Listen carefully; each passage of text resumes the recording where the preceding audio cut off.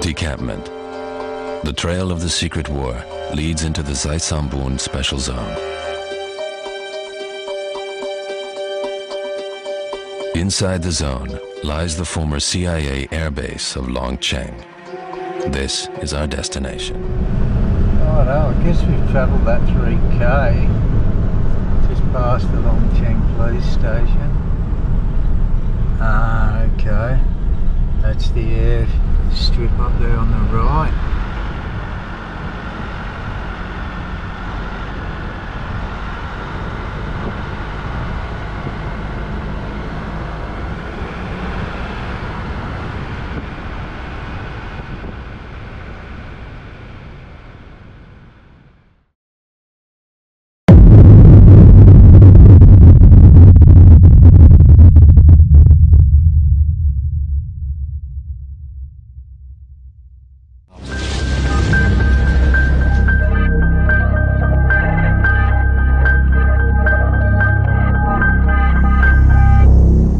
From 1960 to 1975, the CIA ran a clandestine sideshow to the Vietnam War in Laos. Long Tieng, a remote Laotian valley, became the agency's headquarters and the world's busiest airport, but was never marked on any map. Long Tieng was a very secret base and nobody knew about it. Nobody. Now I don't even believe Congress knew about it at the time.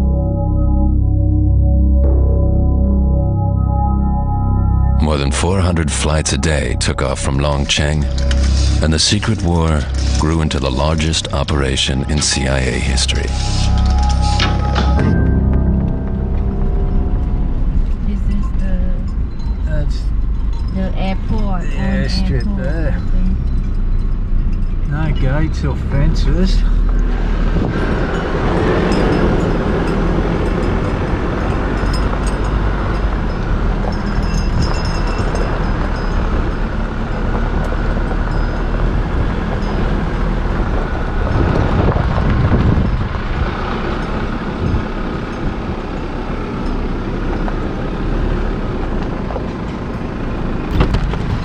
Welcome to Long Tieng, guys. Our first look.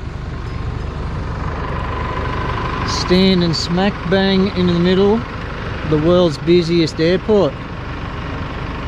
In the late 60s, early 70s.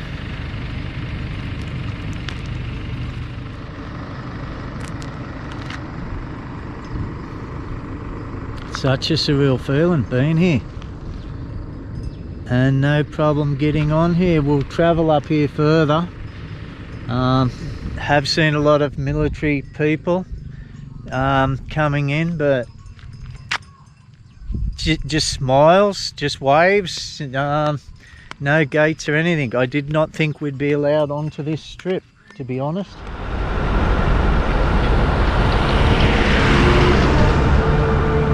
At the dawn of the 1960s, the land of a million elephants and the white parasol, as Laos called itself, was either rich or poor, depending on the point of view. It was rich in culture, with more than 50 different ethnic groups.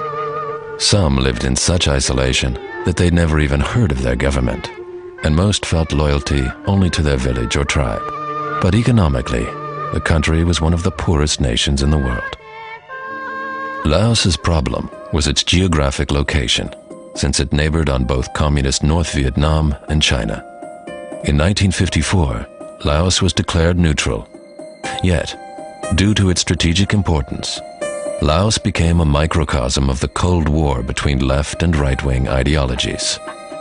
In view of the domino theory, the US government designated Laos a buffer state, meant to stem the advance of communism. That's why the US paid 100% of the Laotian military budget. However, in order to justify intervention, the US sought to destabilize Laos and supported competing political factions. The parliament was divided into three factions: pro-American conservatives and neutralists, both supplied with American weapons, and their adversaries, the communist Pathet Lao, who were equipped with Soviet weapons.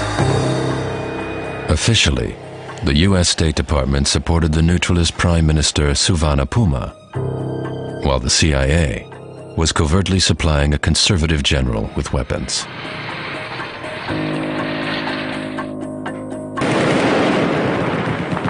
The result was civil war. In 1960, fighting erupted between conservatives, neutralists, and the Pathet Lao. The covert strategy of the US seemed to be paying off.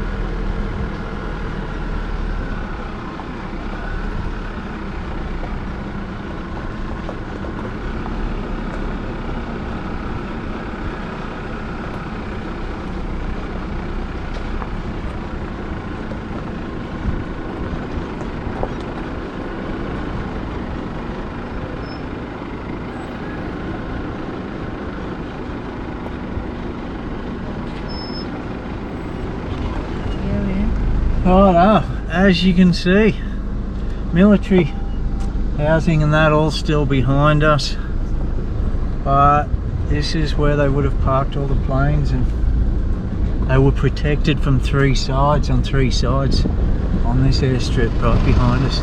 Around here, 270 degrees, even further protected, and the airstrip straight down there. This is military housing up here, and across there still military, but a very low-key presence. Since 1964, the official US line had been that, at the request of the Laotian government, armed US reconnaissance flights are being conducted. In fact, the US Air Force was dropping bombs every 8 minutes. When the fighter bombers couldn't reach their targets over Vietnam, they dumped their bombs on Laos because they couldn't land with bombs on board. That all we want in Laos is peace, not war. As far as American manpower in Laos is concerned, there are none there at the present time on a combat basis.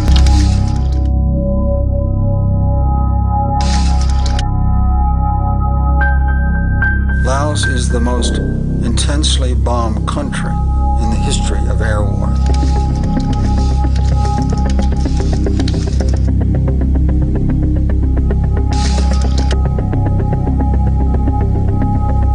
We came from the sky and destroyed everything they owned, everything they loved, everything they held dear.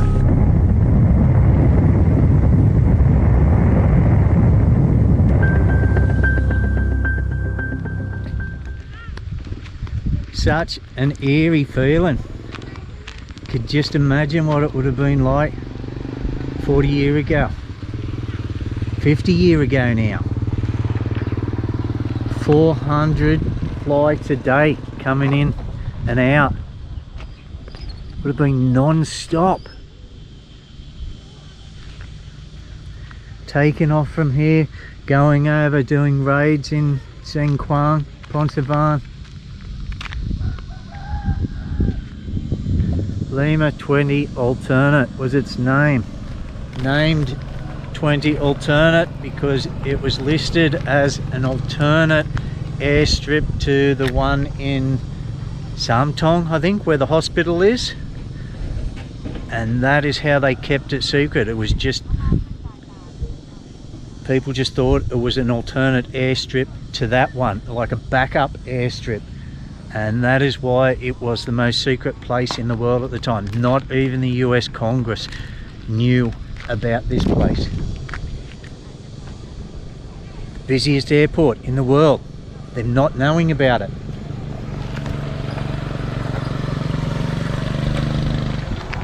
At the height of the secret war, the CIA base at Long Tieng reportedly had one of the busiest airports in the world. Hmong, Lao, and CIA pilots flew thousands of dangerous rescue and ground support missions. CIA personnel and Popule told us they were ordered to keep the Hmong in combat, even though Americans on the spot realized it was a lost cause.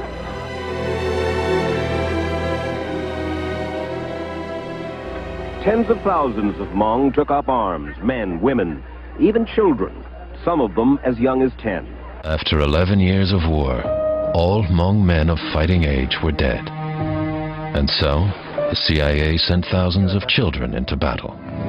Chị ông xét từ chị lấy cậu chị biết chủ.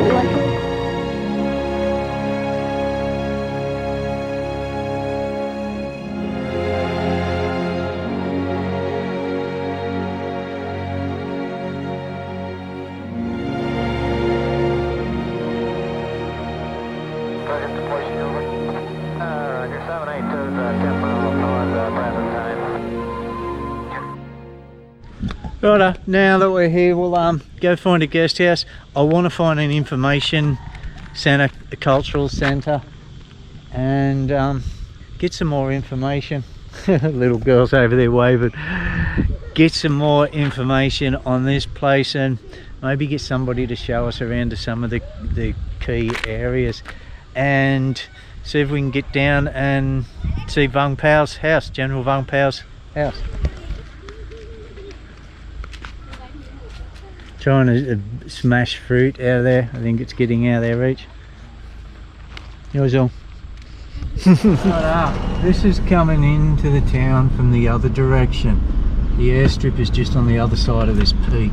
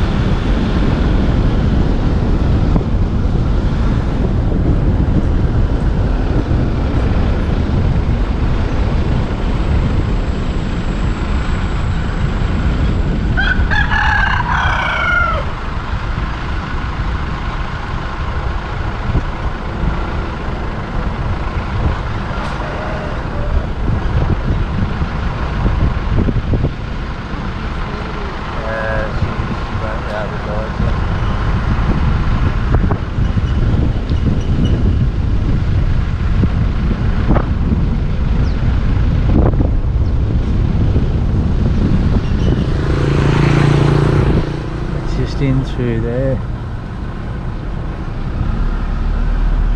is the protected area.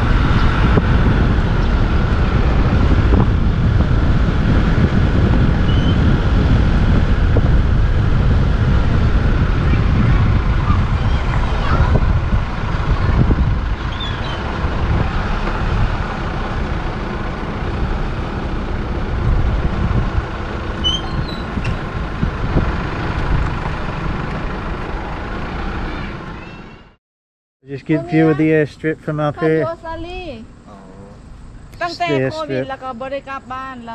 We're up on top, right on top of this hill. We're trying to look for this hotel here, guest house.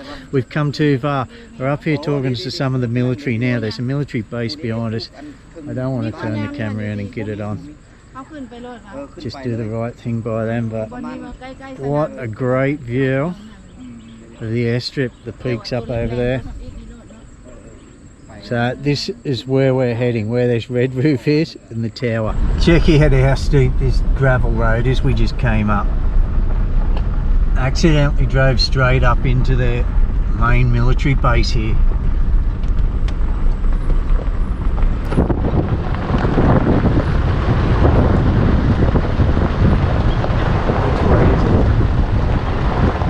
just reversing off this road because we thought there's no way this could be the entrance to the guest house. Very hard.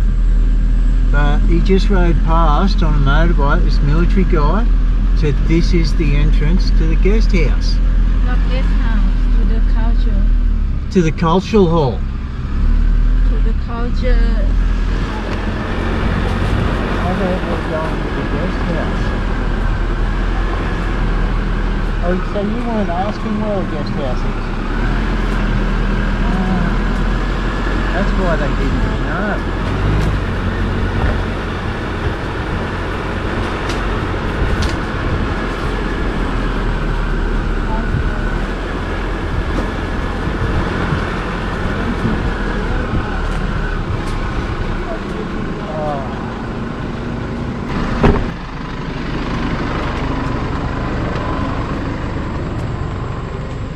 Imagine having a cultural hall up on a road like this, a cultural centre, which is like an information centre.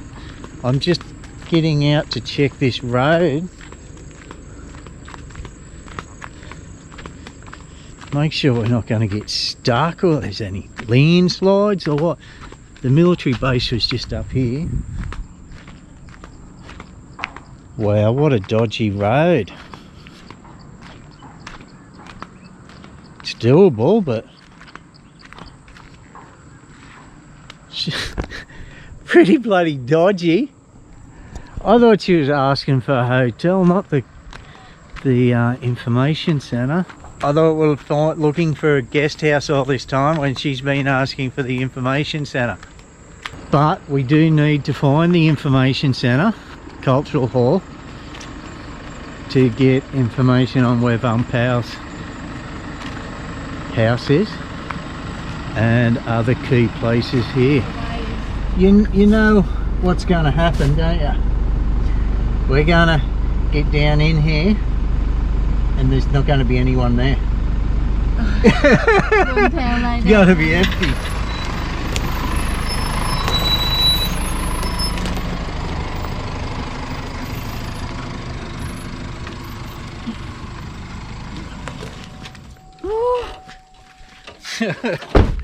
Very hard.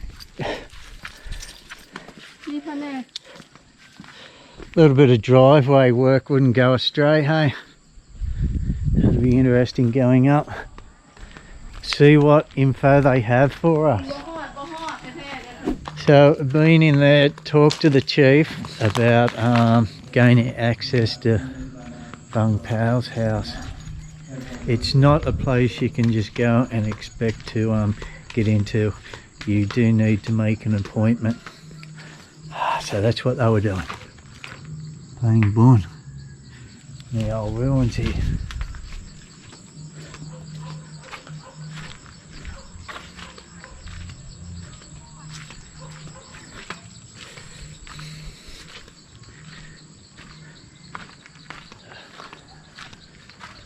Come and look at this, Neenee.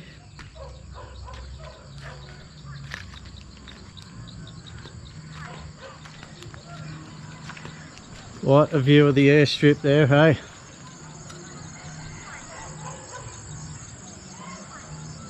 It looks like we'll be going to get accommodation here. There's some type of convention here. That's why there was a lot of people up this end of town when we're driving through. The guest house may be booked out, so we may be setting up camp on the bottom end of the airstrip here. Don't know.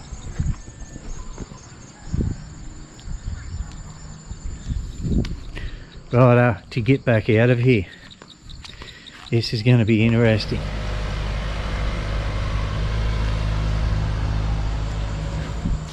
You're not waiting for me.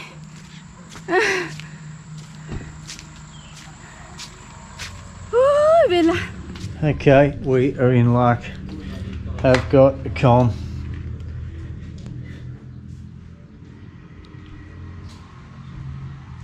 That's it, $8. We've got a real toilet. The light goes on. A good sign. That is a good sign. Alright. Looking for power points. We got electricity there. If you got a few devices when travelling in Laos in these guest houses, bring yourself a power board, because sometimes they are a bit light on it.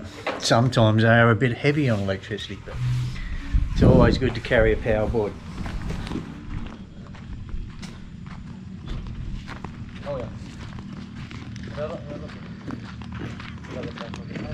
There's a look around our guest house that we found directly across from the airstrip, the temple over there.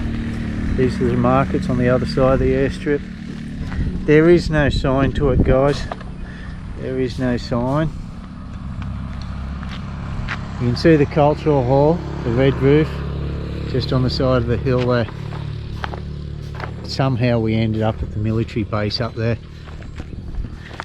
They had a good laugh at us. They were very nice, helpful actually. I suggested to Neenee we'll just walk to a restaurant. She thinks it's too far, but a lot of empty beer crates there. Empty beer crates is usually a good giveaway too, where you can get something to drink and eat. Looks a bit of a walk up that way, doesn't it? But the airstrip is the centre of town, isn't it? And as we noticed, a good training ground. These guys have been walking up and down and past a few joggers, just using the airstrip as a training track. Tomorrow morning we have booked ourselves a guide going to try go and have a look at General Vung Pau's house, and I think Neenee said the last king's holiday house in this area. I could be wrong, don't hold me to that one. And a few other places. Nice friendly Hmong girl is going to take us around and show us around this place. As I said, you do have to make an appointment to get in to see Vung Pau's house. Otherwise you just be left standing at the gate taking photos, and that's about it. What had started as an air-supported guerrilla war had escalated into an all-out air war. Although the B-52 proved to be the wrong weapon to attack soldiers in the jungle, the war machine continued inexorably. For a period of 9 years, the U.S. Air Force conducted airstrikes every 8 minutes. Any sign of life in enemy area is considered military targets.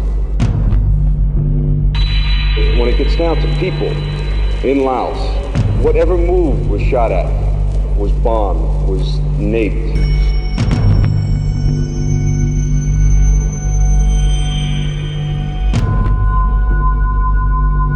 I was sitting on the TACAN pad looking into the valley, and suddenly the whole valley just exploded.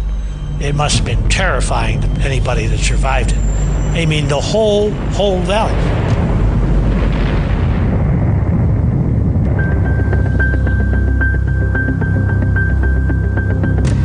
Laos in the 1960s and 1970s became the progenitor for warfare in the 21st century. You want to know how wars are going to be fought in the rest of the 21st century? Look back at Laos.